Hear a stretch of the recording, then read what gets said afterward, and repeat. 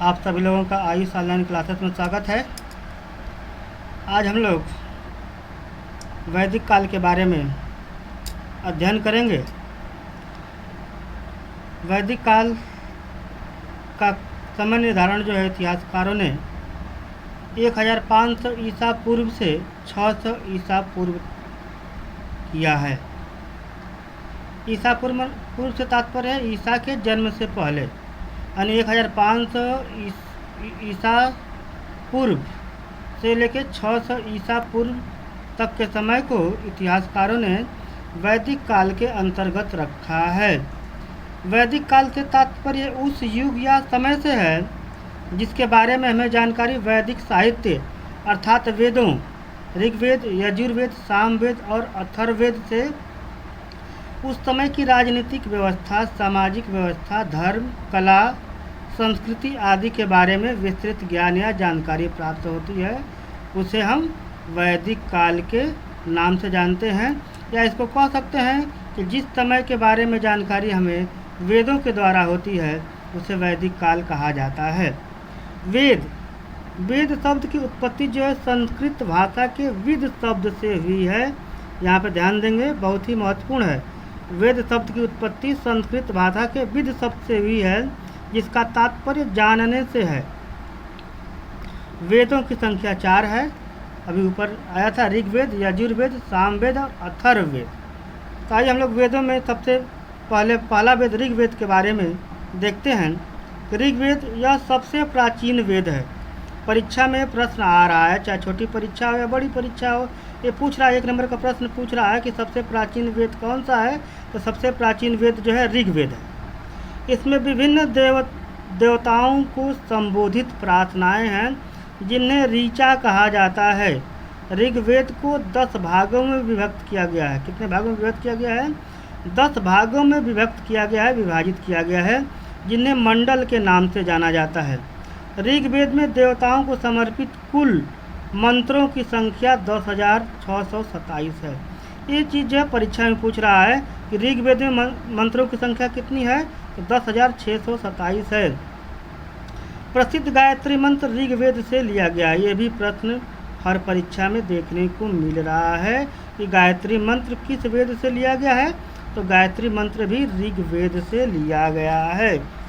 इस प्रकार हम देखते हैं कि ऋग्वेद में 10 मंडल, 108 सूक्ति, 1028 श्लोक तथा लगभग 10,627 मंत्र हैं, जो परीक्षा की दृष्टि से महत्वपूर्ण है। अक्सर परीक्षा में पूछ रहा है कि ऋग्वेद को कितने मंडल में विभाजित किया गया है। तो 10 मंडल में विभाजित किया गया है। कितनी सूक्ति हैं? तो 108 सूक्तियाँ हैं।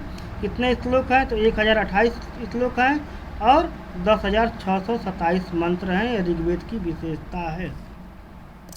ऋग्वेद में पहला और 10वां मंडल को बाद में जोड़ा गया है। ध्यान देंगे, बहुत ही महत्वपूर्ण बात है। ऋग्वेद में पहला और 10वां मंडल को बाद में जोड़ा गया है। अभी ऊपर देखा हम लोगों ने कि ऋग्वेद में मंडलों की कुल संख्या 10 है, जिसमें पहला और 10वां मंडल को बाद में जोड़ा गया है। 2 से 7 मंडल जो है प्राचीनतम माने गए हैं, पहले से माने गए हैं। ऋग्वेद में अग्नि, मित्र, इंद्र, वरुण आदि देवताओं की स्मृति में रची गई प्रार्थनाओं का संकलन है। इस पाठ को अर्थात ऋग्वेद को पढ़ने वाले ब्राह्मण को होत्र या होता कहा गया है। इसके रचनाकार धन्वंतरी हैं। परीक्षा में पूछ रहा है कि ऋग्वेद के रचनाकार कौन है, तो धन्वंतरी हैं। भारतीय इतिहास में 1500 ईसा वर्ष पूर्व से 600 ईसा वर्ष पूर्व के कालखंड को वैदिक सभ्यता या वैदिक काल की संज्ञा दी जाती है, क्योंकि इस काल में वेदों की रचना की गई थी। किंतु अधिकांश विद्वान जो है ऋग्वेद के रचना काल को 1500 ईसा पूर्व से 1000 ईसा पूर्व के मध्य तथा अन्य वेदों की रचना इसके बाद मानते हैं।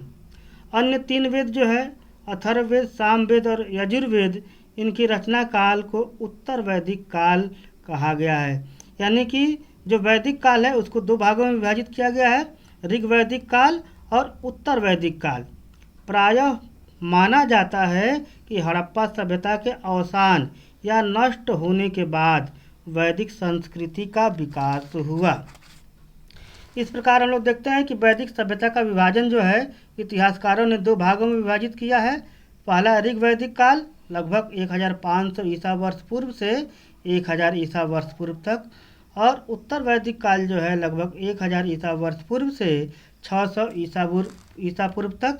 यानी कि वैदिक काल को, वैदिक सभ्यता को इतिहासकारों ने 2 भागों में विभाजित किया है। अब हम लोग देखेंगे यजुर्वेद के बारे में, देखेंगे कि यजुर्वेद जो है कर्मकांड प्रधान ग्रंथ है। इसमें यजुर्वेद में कर्म कांडों को प्रधानता दी गई है। इसके रचनाकार विश्वामित्र थे। इसे धनुर्वेद के नाम से भी जाना जाता है। किसे? यजुर्वेद का उपनाम भी है, धनुर्वेद के नाम से भी यजुर्वेद को जानते हैं। यजुर्वेद के पाठ करने वाले ब्राह्मण को अर्धवयु कहा गया है। क्या कहा गया है? अर्धवयुर कहा गया है। यजुर्वेद को 2 भागों में विभाजित किया गया है। पहला है कृष्ण यजुर्वेद और दूसरा है शुक्ल यजुर्वेद। ध्यान देंगे, यजुर्वेद की विशेषता यह भी है कि यह गद्य एवं पद्य दोनों में रचा गया है। सामवेद, सामवेद से तात्पर्य गान से है, गाना से है। इसे गंधर्व वेद भी कहा जाता है। ध्यान देंगे, सामवेद को क्या कहा जाता है? गंधर्व वेद भी कहा जाता है। इसमें ऋचाओं का ज्ञान करने वाले ब्राह्मण को उद्गात्र कहते थे। जो ब्राह्मण जो है सामवेद का पढ़ते थे, सामवेद का गान करते, सामवेद को गाते थे, उनको उद्गात्र कहते थे। भारतीय संगीत के सप्त स्वरों का वर्णन भी सामवेद में किया गया है। इसमें ऋचाओं की कुल संख्या 1549 है, जो परीक्षा की दृष्टि से बहुत ही महत्वपूर्ण है। प्रश्न पूछ रहा है कि सामवेद में कुल ऋचाओं की संख्या कितनी है, तो 1549 है। इसे भारतीय संगीत का जनक माना जाता है। किसे? सामवेद को। सामवेद को भारतीय संस्कृत का जनक माना जाता है। और सामवेद के रचनाकार भरत मुनि थे। ये परीक्षा में पूछ रहा है कि सामवेद के रचनाकार कौन थे, तो भरत मुनि थे। अब हम लोग अथर्ववेद के बारे में देखेंगे। इसकी रचना अथर्वा ऋषि ने की थी, जिन्हें विश्वकर्मा के नाम से भी जाना जाता है। अथर्व से तात्पर्य पवित्र जादू। इसमें तंत्र मंत्र, जादू टोने का जिक्र किया गया है। इसमें रोग निवारण, राजभक्ति, विवाह, प्रणय गीत, अंधविश्वास तथा नाना प्रकार की औषधियों का वर्णन है। इसे शल्य शास्त्र के नाम से भी जाना जाता है। इसे अथर्ववेद को शल्य शास्त्र के भी नाम से जाना जाता है। अब हम लोग देखेंगे वैदिक कालीन सामाजिक जीवन के बारे में कि वैदिक काल में सामाजिक जीवन कैसा था। तो वेदों से हमें आर्यों के सामाजिक, राजनैतिक, धार्मिक, कला एवं संस्कृति के बारे में जानकारी प्राप्त होती है। बहुत ही महत्वपूर्ण तथ्य है। वेदों से हमें किसके बारे में जानकारी प्राप्त होती? सबसे पहले आर्यों के बारे में जानकारी प्राप्त होती है कि आर्यों की सामाजिक, राजनीतिक, धार्मिक और कला एवं संस्कृति कैसी थी, इस बारे में हमें जानकारी वेदों से प्राप्त होती है। आइए हम लोग आर्यों के बारे में जानते हैं कि आर्यों के बारे में मैक्स मूलर जो है इतिहासकार हैं, मैक्स मूलर ने आर्यों का मूल निवास स्थान जो है मध्य एशिया को माना है, जो वर्तमान में प्रामाणिक मत होने के कारण जनमानस द्वारा स्वीकार किया जाता है। मैक्स मूलर ने अपनी पुस्तक lectures on the science of languages में उल्लेख किया है कि जो आर्य है, आर्यों का मूल निवास स्थान मध्य एशिया है। बाल गंगाधर तिलक के अनुसार आर्य उत्तरी ध्रुव प्रदेश से आए थे। इसका जिक्र बाल गंगाधर तिलक ने अपनी पुस्तक the Arctic home of the Aryans में किया है। दयानंद सरस्वती के अनुसार आर्य तिब्बत के निवासी थे। उन्होंने इस बात का जिक्र अपनी पुस्तक सत्यार्थ प्रकाश और इंडियन हिस्टोरिकल ट्रेडिशन में किया है। एल.डी. कल्ला के अनुसार आर्य जो है कश्मीर के निवासी थे। एडवर्ड मेयर ओल्डेनबर्ग कीथ ने मध्य एशिया के पामीर क्षेत्र को आर्यों का मूल निवास स्थान बताया है। नेहरिंग गार्डन चाइल्ड्स ने दक्षिणी रूस को आर्यों का मूल निवास स्थान माना है। पेंका ने जर्मनी को आर्यों का मूल निवास स्थान माना है। जे.डी. रोड ने आर्यों का आदि देश बैक्ट्रिया को मानते हैं।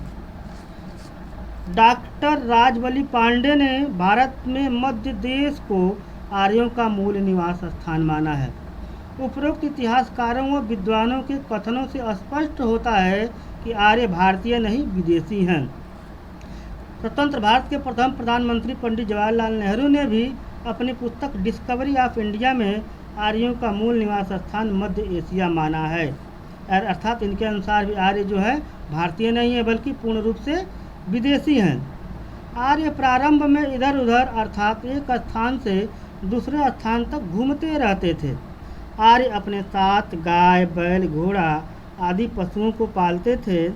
चारा, पानी, भोजन, उपजाऊ भूमि की तलाश में ये एक स्थान से दूसरे स्थान तक आते जाते रहते थे। इस प्रकार आर्य समूह में आए और नए नए स्थानों पर जहाँ उन्हें भोजन, चारा, पानी, उपजाऊ भूमि आसानी से उपलब्ध हो जाती थी वहीं समूह में बस जाते थे। लगभग 1200 ईसा पूर्व से 1000 ईसा पूर्व तक आर्य सिंधु, सतलज, ब्यास, सरस्वती नदियों के किनारे बस गए। भारत में आर्य सभ्यता का प्रारंभ सप्त सैंधव प्रदेश से हुआ है। सप्त सैंधव प्रदेश मतलब वह प्रदेश जहाँ पे 7 नदियाँ बहती थी उसे सप्त सैंधव प्रदेश की संज्ञा दी जाती है और वहीं से आर्य सभ्यता का प्रारंभ माना जाता है। आर्यों द्वारा विकसित सभ्यता को आर्य सभ्यता कहा जाता है। आर्यों ने ग्रामीण सभ्यता का विकास किया। परीक्षा में प्रश्न आ रहा है कि आर्यों ने किस सभ्यता का विकास किया, तो आर्यों ने ग्रामीण सभ्यता का विकास किया। आर्यों की भाषा संस्कृत थी। ये भी प्रश्न आ रहा है कि आर्यों की भाषा क्या थी, तो आर्यों की भाषा संस्कृत थी। आर्यों की प्रशासनिक इकाई और उसके प्रमुख के बारे में देखेंगे कि आर्यों का सबसे क्या कह सकते हैं कि सबसे अधिक जो शक्तिशाली पद था वह जन था और जन के जो प्रमुख होता था उसे राजा कहा जाता था। उसके बाद विष था, विष का जो प्रमुख था उसे विषपति कहा जाता था। ग्राम का प्रमुख ग्रामणी कहलाता था। कुल और गृह यानी परिवार, कुल माने परिवार, गृह माने घर, यानी कुल या गृह का जो स्वामी था, प्रमुख था, उसे कुलप या गृहपति कहा जाता था। आर्य कबीले में रहते थे। कबीलों का नाम उनके मुखिया के नाम पर होता था जिन्हें जन कहा जाता था। वेदों में हमें ध्यान देंगे, वेदों में हमें पुरुजन, यदुजन, तुर्वस जन, भरत जन जैसे कई जनों का उल्लेख मिलता है। ऋग्वेद में राजा को जन का स्वामी बताया गया है, उसे जन रक्षक कहा गया है। क्या कहा गया है?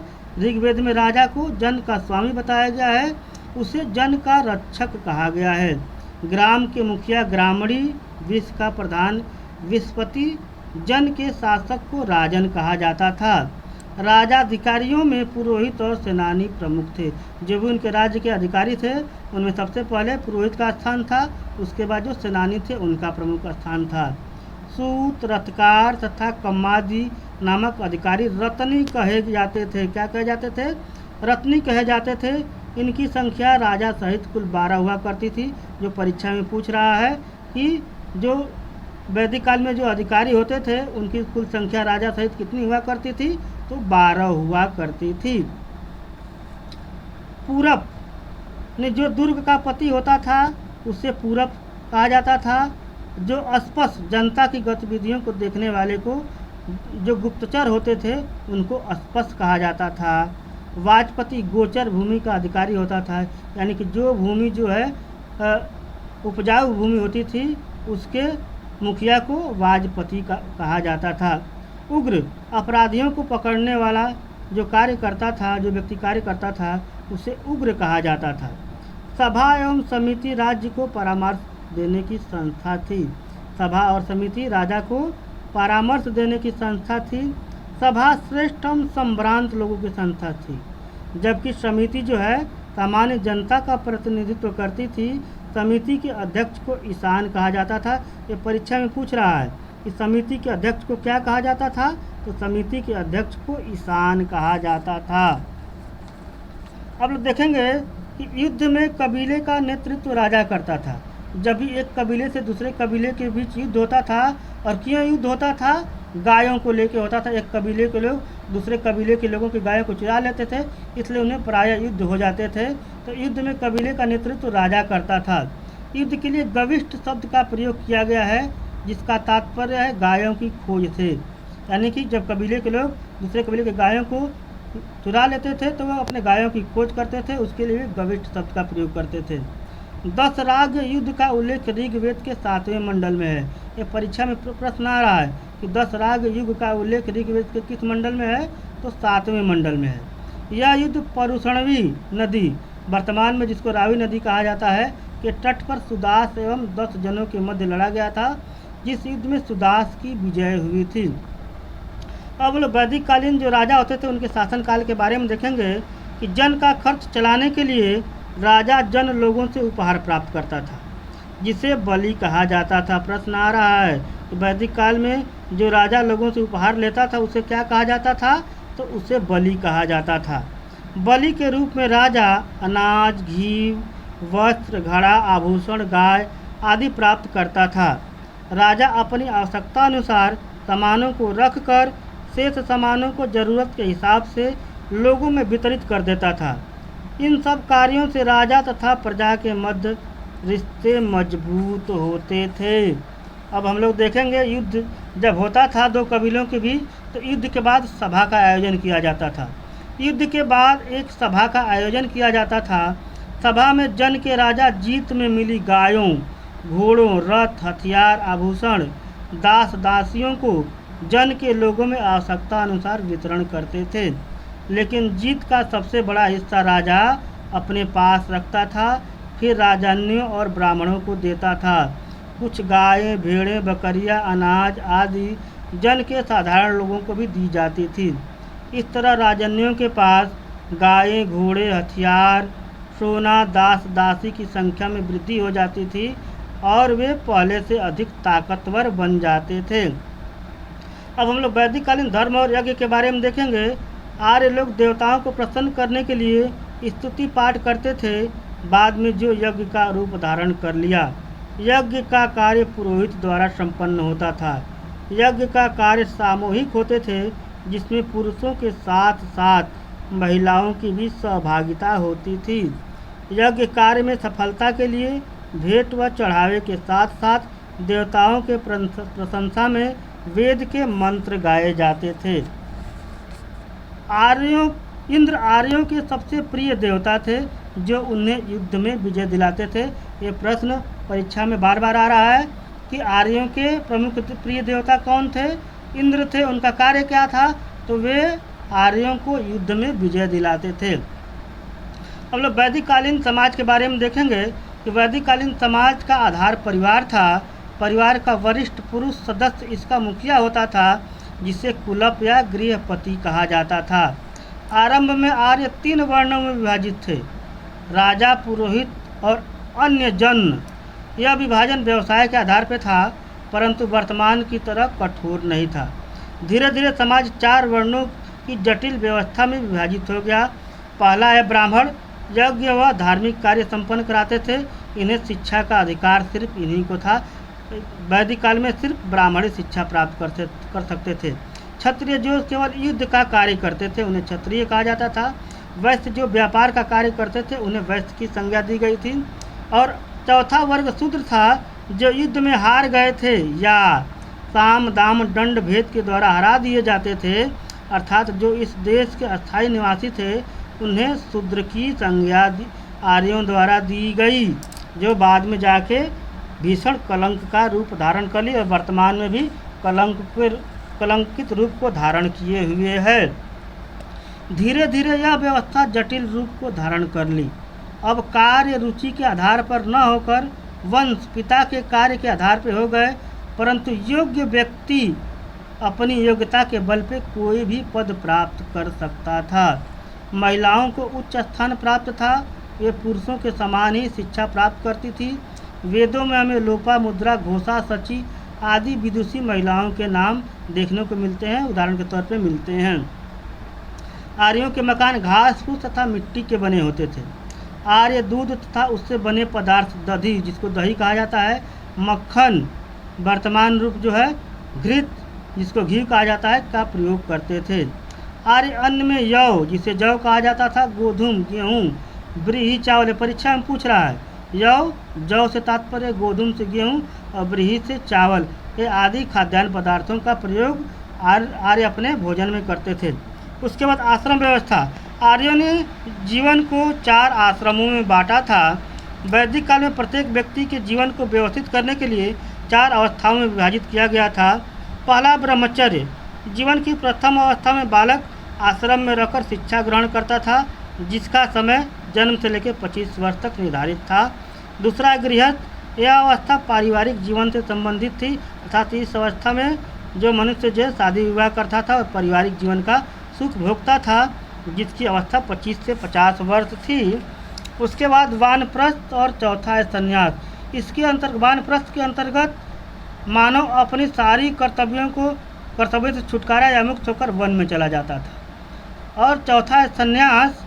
जब मनुष्य वन में चला जाता था तो आत्मचिंतन द्वारा ईश्वर को प्राप्त करने की कोशिश करता था।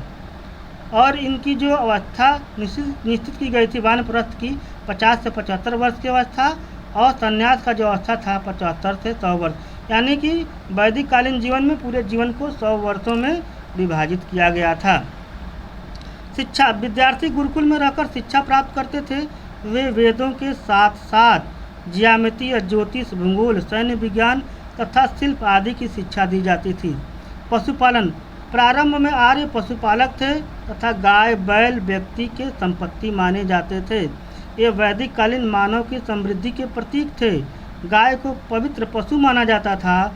वेदों में गाय को अघन्या कहा गया है। ये प्रश्न पूछा जा रहा परीक्षा में कि वेदों में गाय को क्या कहा गया है, तो अघन्या कहा गया है। पड़ियों, जिसे किसान कहा जाता था, द्वारा गाय को चुरा लेने पर कई बार युद्ध प्रारंभ हो जाता था। आर्य पड़ियों अर्थात किसानों को दस्यु कहा करते थे। अब हम लोग वैदिक कालीन कृषि के बारे में देखेंगे। जनसंख्या वृद्धि के कारण आर्य अपनी आवश्यकताओं की पूर्ति के लिए कृषि पर ध्यान देने लगे। वे गंगा यमुना के दोआब क्षेत्र में अस्थायी रूप से बसना प्रारंभ कर दिया। जंगलों को काटकर कृषि योग्य भूमि बनाया गया। कृषि के लिए वे हल का प्रयोग करते थे। वे जौ के साथ गेहूँ, धान, दाल आदि की फसलें उगाने लगे। शिल्प। आर्य पशुओं से संबंधित व्यवसाय जैसे ऊन काटना, घोड़े से रथ जोतना, लकड़ी की वस्तुएं बनाना, मिट्टी के बर्तन, हस्तशिल्प, धातु कर्म का काम करते थे। आर्य धातु को अयस कहते थे। परीक्षा में पूछ रहा है आर्य धातु को क्या कहते थे, तो आर्य धातु को अयस कहते थे। ऋग वैदिक काल में मनुष्य को तांबा और कांसा का ज्ञान था। ऋग वैदिक काल में मनुष्य को क्या ज्ञान था, कांसा और तांबा का ज्ञान था। लोहे का ज्ञान मनुष्य को उत्तर वैदिक काल में हुआ। इस प्रकार हम लोग देखते हैं कि वैदिक काल में ही